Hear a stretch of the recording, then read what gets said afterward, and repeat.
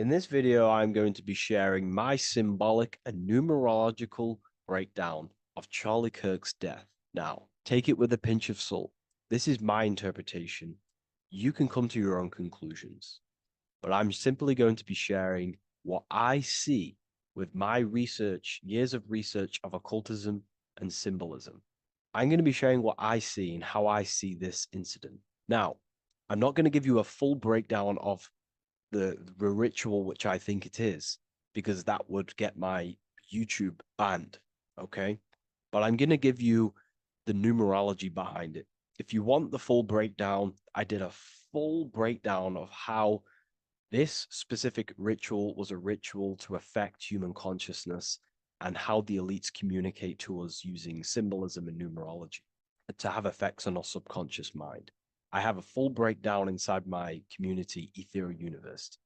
In this video, I'm just going to give you some gems and some good information on numerology and symbolism. So, when we look at the desk of Charlie Kirk, we see these three caps, and they have the number 47 on. The number 47, remember, the subconscious mind takes everything as truth. Your conscious mind is your focus, your awareness, what you're aware of, your five senses. But the subconscious mind takes in everything. It scans the whole environment. It's always scanning the environment for threats, and it takes in everything. It absorbs everything. So the conscious mind sees this as 47.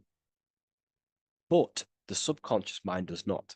The subconscious mind, let's say you're looking at a brick wall, your subconscious mind will count every single brick that is in the brick wall, and it already knows how many bricks are in the wall. So the subconscious mind sees this as 33. Why? Because 4 plus 7 is 11, and there are 3 11s. So this is the number 33 we're looking at. 33 is heavily associated with occult and secret societies, not just Freemasonry, in worldwide traditions. But let's break down the number 33. What does it actually represent? Jesus is crucified at the age of 33, and then he is resurrected. Then we look into the Kabbalah. The Kabbalah is a Jewish mysticism system which teaches how God's consciousness filters down through 10 spheres, 22 pathways. So this is the sphere, this is a pathway, and one hidden sphere, which is located right here. So remember, 10 circles, 22 pathways, and one hidden sphere, which adds up to 33. But what is the Kabbalah? The Kabbalah is a universal blueprint of how consciousness, this sphere, filters down and creates the material plane. This sphere represents Malkuth, the material manifested world. This sphere represents pure consciousness. It's a blueprint of how consciousness manifests into physical reality. On a macrocosmic scale, the big scale, it represents how God's consciousness creates the natural material world, such as the stars, nature, the human body, and the macrocosm. But on a microcosmic scale, you are an essence of God. Your mind holds the same power that God's mind used to create the material world. But your mind has the same power to create your own material world. You are in the world creating using the mind. The world is a manifested world of mind.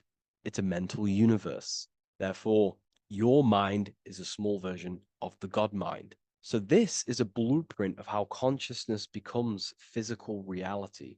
Each sphere is a different condition of consciousness. If we look on the right side of the tree, this is the feminine forces of consciousness. If we look at the left side of the tree, this is the masculine forces of consciousness. And this is what we call the middle pillar, the pathway to the divine. So each sphere is a different stage or state of consciousness. Now, in Kabbalah, we can use this tree for many different things. I'm going to tie this in with the number 33 because this system shows how consciousness becomes physical reality, but it can also be used in the reverse. This sphere down here represents physical consciousness, only aware of the five senses. It's the base. It's only aware of earth, only aware with the ego, identifying with my body, identifying with the base consciousness, the animal state. But we can rise out of this state and align our mind with God's mind and allow God's mind and God's will to work through us. So we can raise our consciousness using this spiritual system of ascending back up the tree. Okay. So again, it's about death and resurrection. Just like Jesus dies and resurrects at the age of 33, we can use this Jewish mysticism, the Kabbalah, to kill our lower self. Well, if we look at the Christian Bible, remove our ego to be spiritually reborn again, to align our mind with the higher mind, with the will of God. So it's about death of the old self to be reborn again spiritually, to rise to higher consciousness. So it's about death and rebirth.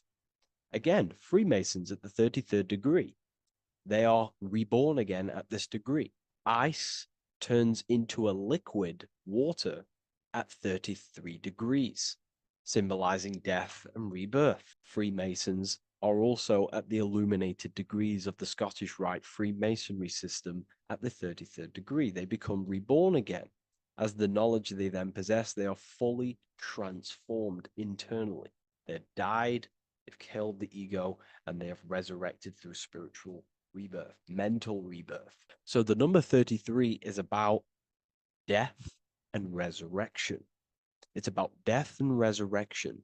This is a massive, massive thing within occultism and your spiritual journey. You have to kill the old self to then raise your consciousness to be spiritually reborn, because the ego and the lower self cannot be present in one's consciousness if they truly want to learn the secrets of occultism and the self.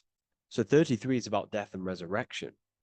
Again, we see this number again, 33 hours after the shooting, the suspect was identified. 33. Pretty obvious. Pretty obvious. Again, so Charlie Kirk, this is why there is the number 33 here. This is 33.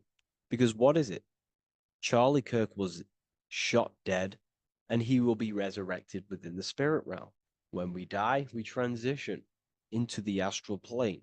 So it's about death and resurrection.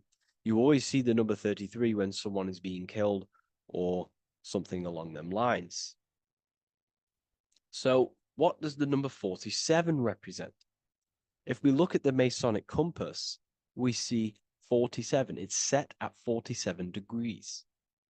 Charlie Kirk's last birthday on October 14th, 2024, to his death September 9th, 2025, the span was 47 weeks and 1 day. Sorry, no, September 10th. This is incorrect. September 10th is when he was killed, the day before 9/11. 47 weeks. There's the number 47 again. 4 plus 7 is 11, and 11 is another Masonic number. You can see the number 11 here with these two pillars, Jachin and Boaz. These represent the two forces of consciousness, the two ways consciousness expresses itself, the masculine and the feminine. Quickly, this represents what you can see, the masculine forces of consciousness, the willpower, the action, the material body, the external world, what you can visibly see. And the moon represents what we cannot see because it's in the darkness. This is the internal world. This is the internal world. So these Jachin and Boaz pillars representing the number 11 represent the two polar extremes of consciousness. But in other contexts, it represents extreme division. We don't want to be too masculine.